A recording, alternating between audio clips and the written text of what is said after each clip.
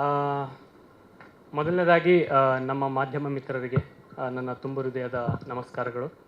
ಹಾಗೂ ನನ್ನ ಒಂದು ಚಿಕ್ಕ ಕೋರಿಕೆ ಮೇರೆಗೆ ಈ ಒಂದು ಸಮಾರಂಭಕ್ಕೆ ಬಂದ ನಮ್ಮ ಗೆಸ್ಟ್ಗಳಾದ ಶ್ರೀ ವಿಜಯ ರಾಘವೇಂದ್ರ ಸರ್, ನಮ್ಮ ಸುಮನ್ ಮ್ಯಾಮ್, ಶ್ರೀಕಾಂತ್ ಕಟಗಿ ಸರ್, ನಮ್ಮ ಹರ್ಷ ಮುತಾಲಿಕ್ ಸರ್ ಹಾಗೂ ಗೌಸ್ಪೀರ್ ಸರ್, ಇವರಿಗೆ ನನ್ನ ಒಂದು ಅನಂತ ಅಭಿನಂದನೆಗಳು. ಯಾಕಂದರೆ ಹೊಸಬ್ರು ಅಂದ ತಕ್ಷಣ ಬಹಳಷ್ಟು ಜನ ಏನೋ ಇರುತ್ತೆ ಬಿಡು ಅಂತಂದೇಳಿ ನೆಗ್ಲೆಕ್ಟ್ ಮಾಡ್ತಾರೆ. ಆದರೆ ನಾನು ಅವ್ರಿಗೆ ಲಿಟ್ರಲಿ ಒಂದೇ ಮಾತಲ್ಲಿ ಕೇಳ್ಕೊಂಡೆ, ಅವರು ಒಂದೇ ಮಾತಿಗೆ ರೆಡಿ ಆದರು ಬರೋಕ್ಕೆ. ಸುಮನ್ ಮ್ಯಾಮ್ ಅಂಕರು US ಇಂದ ಬೆಳಿಗ್ಗೆ ರೀಚ್ ಆಗಿದ್ದಾರೆ, ಅವರು 6 ಗಂಟೆಗೆ. ಸೊ ನಿದ್ದೆನೂ ಮಾಡಿಲ್ಲ, ಅವರು ಹಂಗೆ ಫಂಕ್ಷನಿಗೆ ಬಂದರು. ಸೊ ಇವರೆಲ್ಲರಿಗೂ ನನ್ನ ತುಂಬ ಹೃದಯದ ಧನ್ಯವಾದಗಳು. ಮಾತಾಡೋಕೆ ಬಹಳಷ್ಟಿದೆ ಆ್ಯಕ್ಚುಲಿ. ಸ್ಟೋರಿ ಸ್ಟಾರ್ಟ್ ಆಗಿದ್ದು ಬಹಳ ವರ್ಷಗಳ ಹಿಂದೆ, ಕಾಲೇಜಲ್ಲಿದ್ದಾಗ. ಕಾಲೇಜ್ ಆದ ತಕ್ಷಣವೇ ಬೆಂಗಳೂರಿಗೆ ಬಂದಾಗ ನಾನು ಫಸ್ಟು ಏನಾಗಬೇಕು ಅನ್ನೋದು ಗೊತ್ತಿರಲಿಲ್ಲ, ಬಿಕಾಸ್ ಮನಿ ಪರಿಸ್ಥಿತಿ ಅಷ್ಟು ಸಪೋರ್ಟಿವ್ ಇರಲಿಲ್ಲ. ಸೊ ನಾನು ವರ್ಕ್ ಮಾಡಲೇಬೇಕಾಗಿತ್ತು. ಅದು ಮಾಡ್ತಾ ನಾನು ಡ್ರೀಮ್ ಫಾಲೋ ಮಾಡಬೇಕಾದಾಗ ನನ್ನ ಒಂದು ಫ್ರೆಂಡ್ ಸರ್ಕಲಲ್ಲಿ ಏನಾಗಬೇಕು ಅಂತ ಚರ್ಚೆ ಮಾಡಬೇಕಾದಾಗ ನಾನು ಹೀರೋ ಆಗ್ತೀನಿ ಅಂತಂದೇಳಿ ನಾನು ಹೇಳಿದ್ದೆ. ಆವಾಗ ಎಲ್ಲರೂ ನಕ್ಕಿದ್ರು. ದ್ಯಾಟ್ ಇನ್ಸಿಡೆಂಟ್ ಅದು ಬಿಕಾಸ್ ನನ್ನ ಅಂದರೆ ಅವರಿಗೂ ಏನೋ ಒಂದು ಜೋಕ್ ಮಾಡ್ತಾನೋ ಅನಿಸ್ಬಿಡ್ತಾನೆ. ಬಿಕಾಸ್ ಸಣ್ಣಕಲ್ ದೇಹ, ಒಂದು 48-50 kgs ವೆಯ್ಟ್ ನಾನು ಆ ಟೈಮಲ್ಲಿ.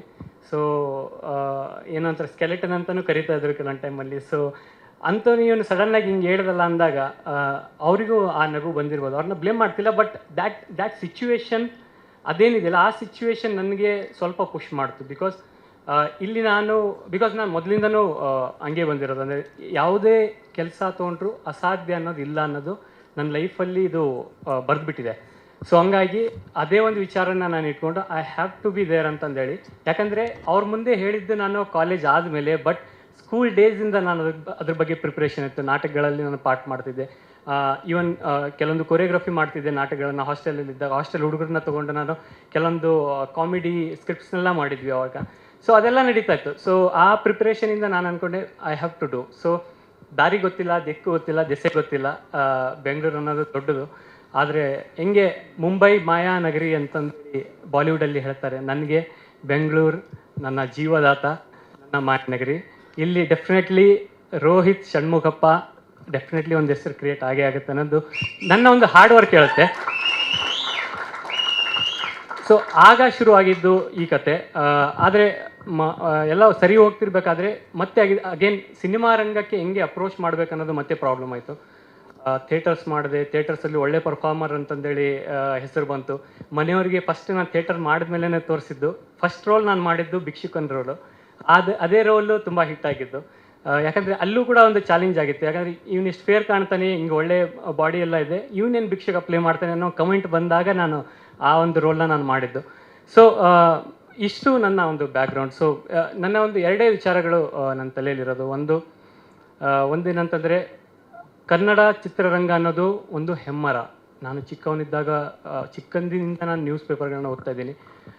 ರಾಜ್ಕುಮಾರ್ ಸರ್ ಇದ್ದಾಗ, ವಿಷ್ಣುವರ್ಧನ್ ಸರ್ ಇದ್ದಾಗ, ಮತ್ತು ಶಂಕರ್ ನಾಗ್ ಸರ್ ಇದ್ದಾಗ ನಮ್ಮ ಇಂಡಸ್ಟ್ರಿನೇ ಹೆಮ್ಮರ.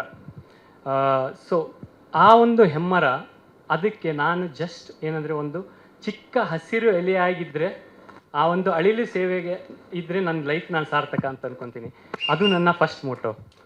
ಎರಡನೇದ್ದು, ಉತ್ತರ ಕರ್ನಾಟಕಕ್ಕೆ 100 ವರ್ಷಗಳ ಕಲೆ ಇತಿಹಾಸ ಇದೆ. ಬಹಳಷ್ಟು ಚಿಕ್ಕ ಪುಟ್ಟ ಕಲಾವಿದರು ಬಂದಿದ್ದಾರೆ. ಆದರೆ ಒಂದು ಕೊರತೆ ನಮ್ಮ ಜನಕ್ಕಿದೆ ಮೊದಲಿಂದನೂ, ನಮ್ಮವ್ರು ಯಾರೂ ಹೀರೋ ಇಲ್ಲ ಅಂತಂದೇಳಿ. ಇದು ಏನಂದರೆ ಒಂದು ಅವ್ರ ಹಳ್ಳಿಯಿಂದ ಬಂದಿರ್ತಾರೆ, ಅವ್ರಿಗೊಂದು ದಿಕ್ಕು ಗೊತ್ತಿಲ್ಲ, ಯಾರನ್ನ ಹೆಂಗೆ ಅಪ್ರೋಚ್ ಮಾಡ್ಬೇಕು ಅನ್ನೋದು ಗೊತ್ತಿಲ್ಲ. ಬಹಳಷ್ಟು ಕಲೆಗಳಿದೆ, ಆ ಕಲೆಗಳಿಗೆ ದಾರಿ ಗೊತ್ತಿಲ್ಲ. ಸೊ ನನ್ನ ಒಂದು ಈ ಕೆಲಸದಿಂದ ನನ್ನಿಂದ ಒಂದು 10 ಜನಕ್ಕೆ ಆ ದಾರಿ ಕ್ರಿಯೇಟ್ ಆಯ್ತಂದರೆ ನನ್ನ ಜೀವನಕ್ಕೆ ಬೆಲೆ ಬರುತ್ತೆ ಅನ್ನೋ ಒಂದು ಆಶಯ. ಇವು ಎರಡೇ ಆಶೆ ಇಟ್ಕೊಂಡು ನಾನು ಸಿನಿಮಾ ರಂಗಕ್ಕೆ ಬಂದಿದ್ದು, ಪ್ರೊಡ್ಯೂಸರ್ ಆಗಿ ಬಂದಿದ್ದು. ಮತ್ತು ಈಗ ನಾನು ಅದೇ ಸ್ಟೇಜ್ಗಿಂತ ಮೊದಲು ನನಗೆ ಸ್ವಲ್ಪ ಟ್ರೇಲರ್ ನೋಡ್ತಿರ್ಬೇಕಾದ್ರೆ ನೆನಪಾಯಿತು, ಹೀರೋ ಆಗ್ತೀನಿ ಅಂದ ತಕ್ಷಣ ಎಲ್ಲರೂ ನಕ್ಕಿದ್ರು. ಸೊ ಐ ಥಿಂಕ್ ನನಗೆ ಕೇಳಿದ್ರೆ ಹೀರೋ ಅನ್ನೋಕ್ಕಿಂತ ನಾನು ಒಳ್ಳೆಯ ಕಲಾವಿದ ಆಗಬೇಕಂತ ಬಂದಿದ್ದೀನಿ, ಒಳ್ಳೆಯ ಆರ್ಟಿಸ್ಟ್. ಬರೀ ನಾನು ರೀಲ್ ಹೀರೋ ಆಗಿ ಇರೋಕ್ಕೆ ಬಂದಿಲ್ಲ. I want to be real hero. ನಾನು ಇದೇ ನಿಟ್ಟಿನಲ್ಲಿ ಬಹಳಷ್ಟು ಸೋಷಿಯಲ್ ವರ್ಕ್ಸಲ್ಲಿ 2014ರಿಂದ ನಾನು ಭಾಗಿಯಾಗಿದ್ದೀನಿ. ಇನ್ನೂ ದೊಡ್ಡ ಮಟ್ಟದಲ್ಲಿ ಈ ವೇದಿಕೆಯಿಂದ, ಈ ಸಿನಿಮಾ ರಂಗದ ವೇದಿಕೆಯಿಂದ ನಾನು ಅದನ್ನು ಮಾಡ್ತೀನಿ. ಮಾಡೋಕ್ಕೆ ಒಂದು ದಾರಿ ಕೂಡ ಕ್ರಿಯೇಟ್ ಆಗುತ್ತೆ ಅನ್ನೋದು ನನ್ನ ಆಶಯ. ಮತ್ತು ರಕ್ತಾಕ್ಷ ಅಂತ ಬಂದಾಗ ಜಾಸ್ತಿ ನಾನು ಮಾತಾಡಲ್ಲ, ಬಿಕಾಸ್ ನಾನು ಪ್ರೊಡ್ಯೂಸರ್ ಆಗಿ ಬಂದೆ ಆ್ಯಂಡ್ ಒಂದು ಟೀಮ್ನ ಕಟ್ಕೊಂಡ್ವಿ ಆ್ಯಂಡ್ ಇವರು ನನಗೆ ಸರಿಯಾದ ಟೈಮಿಗೆ ಸಿಕ್ಕರು. ಸೊ ರಕ್ತಾಕ್ಷ ಏನಿದ್ರು ವಾಸು ಅವ್ರದ್ದು ಮತ್ತು ನಮ್ಮ ಟೆಕ್ನಿಷಿಯನ್ಸ್ ಇದ್ದಾರೆ, ನಮ್ಮ ಮ್ಯೂಸಿಕ್ ಡಿಪಾರ್ಟ್ಮೆಂಟ್ ಆಯಿತು, ನಮ್ಮ ಎಡಿಟಿಂಗ್ ಡಿಪಾರ್ಟ್ಮೆಂಟ್ ಆಯಿತು, ನಮ್ಮ DI ಡಿಪಾರ್ಟ್ಮೆಂಟ್ ಆಯಿತು ಆ್ಯಂಡ್ ನಮ್ಮ DOP ಡಿಪಾರ್ಟ್ಮೆಂಟ್ ಆಯಿತು. ಸೊ ಇವ್ರದ್ದು ರಕ್ತಾಕ್ಷ. ನಂದೇನಿದ್ರು ಜಸ್ಟ್ ನಾನು ಅವ್ರ ಜೊತೆಲಿ ನಿಂತಿದ್ದೀನಿ, ಸಲಹೆಗಳನ್ನು ಕೊಟ್ಟಿದ್ದೀನಿ. ಇವರು ಒಬ್ಬ ಡೈರೆಕ್ಟರಾಗಿ ಬಂದಾಗ ಆ ಒಂದು ಸ್ಪೇಸ್ನ ನನಗೆ ಕ್ರಿಯೇಟ್ ಮಾಡಿಕೊಟ್ರು. ಅಂದರೆ I can take your suggestions also ಅಂತ. ಬಹಳಷ್ಟು ವೇಯಲ್ಲಿ ಏನಾಗುತ್ತೆ ಅಂದರೆ ಈಗೋ ಕ್ಲಾಶ್ ಆಗಿಬಿಡುತ್ತೆ. ಸೊ ಅದು ಯಾವುದು ಬರದೇ ಒಂದು ದಾರಿ ಮಾಡಿಕೊಟ್ಟಾಗ ಒಂದು ಒಳ್ಳೆ ಪ್ರಾಡಕ್ಟ್ನ ನಾವು ತರೋಕ್ಕಿಷ್ಟ.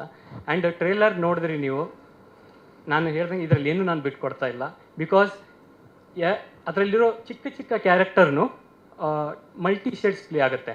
ಸೊ ಆ್ಯಂಡ್ ನಾವು ಇದರಲ್ಲಿ ನಮ್ಮ ಕತೆ ಆರ್ಥೋಡಾಕ್ಸ್ ಥ್ರಿಲ್ಲರ್ ಅಲ್ಲ. ಅಂದರೆ ಬಹಳಷ್ಟು ಥ್ರಿಲ್ಲರಲ್ಲಿ ನಾನು ನೋಡಿದ್ದೀನಿ, ಏನು ಮಾಡಿಬಿಡ್ತಾರೆ ಅಂದರೆ ಬೇರೆ ಜಾನರ್ನ ಮಿಕ್ಸ್ ಮಾಡೋಕ್ಕೆ ಟ್ರೈ ಮಾಡ್ತಾರೆ, ರೊಮ್ಯಾನ್ಸ್ ಅಂತ, ಫ್ಯಾಮಿಲಿ ಅಂತಂದರೆ.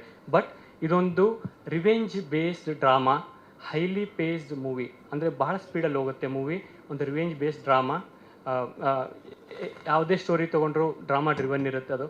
ಆ್ಯಂಡ್ ನಾನು ಹೇಳ್ದಂಗೆ ಇದು ನಾನ್ ಲೀನಿಯರ್ ಕತೆ, ಭಾಳ ಇಂಟ್ರೆಸ್ಟಿಂಗ್ ಆಗಿದೆ, ಗ್ರಿಪ್ಪಿಂಗ್ ಆಗಿದೆ. ನಾವು ಮೊದಲು ಡಿಸ್ಕಸ್ ಮಾಡಿದಾಗ ಅದೇ ಒಂದು ಮೋಟೋ ನಮ್ಮದಾಗಿತ್ತು, ಏನಂದರೆ ಪ್ರೇಕ್ಷಕರು ಸಿನಿಮಾ ನೋಡೋಕ್ಕೆ ಥ್ರಿಲ್ಲರ್ ಲವರ್ಸ್, ಆ್ಯಕ್ಷನ್ ಲವರ್ಸ್ ಬಂದಿದ್ದಾರೆ ಅಂದರೆ ಅವರಿಗೆ ಆ ಜಾನರ್ನ ನಾವು ಕಟ್ಟಿಕೊಡ್ಬೇಕು, ಅವರಿಗೆ ಬೇಜಾರು ಆಗ್ದಂಗೆ ಕಟ್ಟಿಕೊಡ್ಬೇಕು, ಮತ್ತು ಅದರಲ್ಲಿ ಸಮಾಜಕ್ಕೆ ಹೆಲ್ಪ್ ಆಗೋ ಒಂದು ಮೆಸೇಜ್ ಕೂಡ ಇರಬೇಕು ಅಂತಂದೇಳಿ.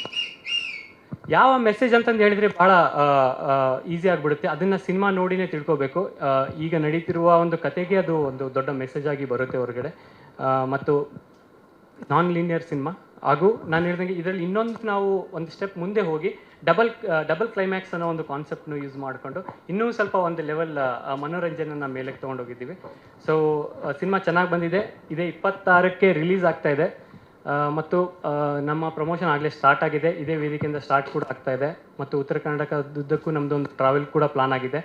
ಸೊ ನನ್ನ ಕಡೆಯಿಂದ, ನನ್ನ ತಂಡದ ಕಡೆಯಿಂದ ನಾನು ಎಲ್ಲರಿಗೂ ಅಂದರೆ ನಾನು ಹೇಳಿದ್ದೆ, ನಾನು ಭಾಳಷ್ಟು ಫಂಕ್ಷನ್ಸಲ್ಲೂ ಹೇಳಿದ್ದೇನೆ, ನೀವು ಒಂದು ವಿಡಿಯೋ ಪ್ಲೇ ಆಗ್ತಾ ಇತ್ತು ಬ್ಯಾಕ್ಗ್ರೌಂಡಲ್ಲಿ ನೋಡಿದರೆ, ನಾನೇನು ಹೇಳಿದ್ದೆ ಅಂದರೆ ನನಗೆ ಕಂಪ್ಯೂಟರ್ ಮುಂದೆ ಕೂತ್ಕೊಂಥದ್ದು ಮೊಬೈಲಲ್ಲಿ ಆಡಿಯನ್ಸ್ನ ರೀಚ್ ಮಾಡೋಕ್ಕೆ ನನಗೆ ಇಷ್ಟ ಇಲ್ಲ.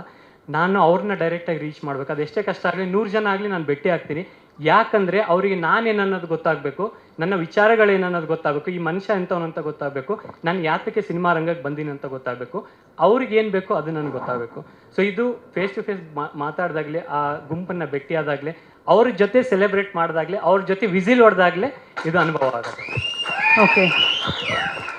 ಸೊ ದಯವಿಟ್ಟು ನಿಮ್ಮ ಸಹಕಾರ ಇರಲಿ. ಎಲ್ಲ ಮಾಧ್ಯಮದಲ್ಲಿದ್ದೀರಿ, ದೊಡ್ಡವರಿದ್ದೀರಿ, ಎಲ್ಲರೂ ಚಿಕ್ಕವರು ಕೂಡ ಇದ್ದಾರೆ, ಎಲ್ಲರೂ ಒಂದು ನಿಮ್ಮ ಒಂದು ಸಹಕಾರ ಇರಲಿ. ಎಷ್ಟಾಗುತ್ತೆ ಅಷ್ಟು ಮೆಸೇಜ್ನ ಸ್ಪ್ರೆಡ್ ಮಾಡಿ. ಕಾಂಟೆಂಟ್ ವಿಷಯವಾಗಿ, ಪರ್ಫಾರ್ಮೆನ್ಸ್ ವಿಷಯವಾಗಿ ಯಾವುದಕ್ಕೂ ಮೋಸ ಇಲ್ಲ. ನೀವು ಆಗಲೇ ಗ್ಲಿಮ್ಸ್ನ ನೋಡಿದ್ರಿ, ಒಳ್ಳೊಳ್ಳೆ ಪರ್ಫಾರ್ಮರ್ ನಮ್ಮ ಮುಂದೆ ಕೂತಿದ್ದಾರೆ. ರೂಪರಾಯಪ್ಪ ಫಾರ್ ಎಕ್ಸಾಂಪಲ್, ವಿಲಾಸ್ ಕುಲಕರ್ಣಿ, ಒಳ್ಳೆ ಪರ್ಫಾರ್ಮರ್ಸ್ ಇವರೆಲ್ಲ. ಸೊ ಎಲ್ಲರದ್ದು ಒಂದು ವಿಭಿನ್ನ ಒಂದು ಕಲೆ ಇದರಲ್ಲಿ ನಮಗೆ ಸಿಗುತ್ತೆ. ಸೊ ಇದು ಒಂದು ಒಳ್ಳೆಯ cinema, thriller action cinema.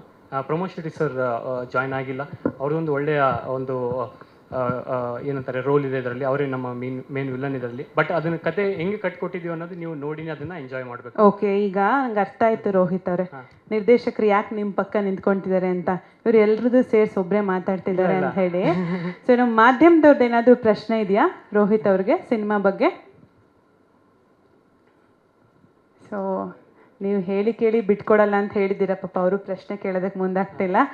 Okay, release ready ಆಗಿದೆ. ಸೊ ರಿಲೀಸ್ ಬಗ್ಗೆ ಏನು ಹೇಳ್ತೀರಾ? ನಿರ್ದೇಶಕರು ಮಾತಾಡ್ತಾರಾ ಹೇಗೆ? ಅದಕ್ಕೆ ನಾನು ಹೇಳಿದೆ ಮ್ಯಾಮ್, ನಾನು ಮಾತಾಡಲ್ಲ ಅಂತಂದೇಳಿ. ಯಾಕಂದರೆ ನಾನು ಮಾತಾಡೋಕ್ಕೆ ನಿಂತರೆ ಎಲ್ಲದೂ ಮುಗಿಸ್ಬೇಕು. Okay, so please. ಇಲ್ಲ, ಧನ್ಯವಾದಗಳು ನಿಮ್ಮ ಅತ್ಯಮೂಲ್ಯ ಸಮಯ ನನಗೆ ಕೊಟ್ಟದ್ದಕ್ಕೆ. ಇನ್ನೇನಿದ್ರು ಸಿನಿಮಾ ನಿಮ್ಮ ಮಡಲಿಗೆ ನೀವು ಆಶೀರ್ವದಿಸ್ತೀರಾ ಅಂತ ಅಂದ್ಕೊಂಡಿದ್ದೀನಿ. ಡೆಫಿನೆಟ್ಲಿ ಒಂದು ಒಳ್ಳೆ ಟೀಮ್ ಗೆಲ್ಲುತ್ತೆ. ಸ್ವಾದಿಷ್ಟತೆಯ ಸ್ವಾದ, ತಾಜಾತನದ ಆಹ್ಲಾದ, ಉತ್ತಮ ಆರೋಗ್ಯ ಮತ್ತು ಹೆಚ್ಚಿನ ರೋಗ ನಿರೋಧಕ ಶಕ್ತಿಯ ವೃದ್ಧಿಗೆ ಈಗ ನಿಮಗೆ ಸಿಗುತ್ತಿದೆ ಉತ್ತಮ ಗುಣಮಟ್ಟದ ಪೌಷ್ಟಿಕಾಂಶ. Shri Vaidik millet health mix, ಇದು ಸಿರಿಧಾನ್ಯಗಳ ಸಂಪತ್ತು.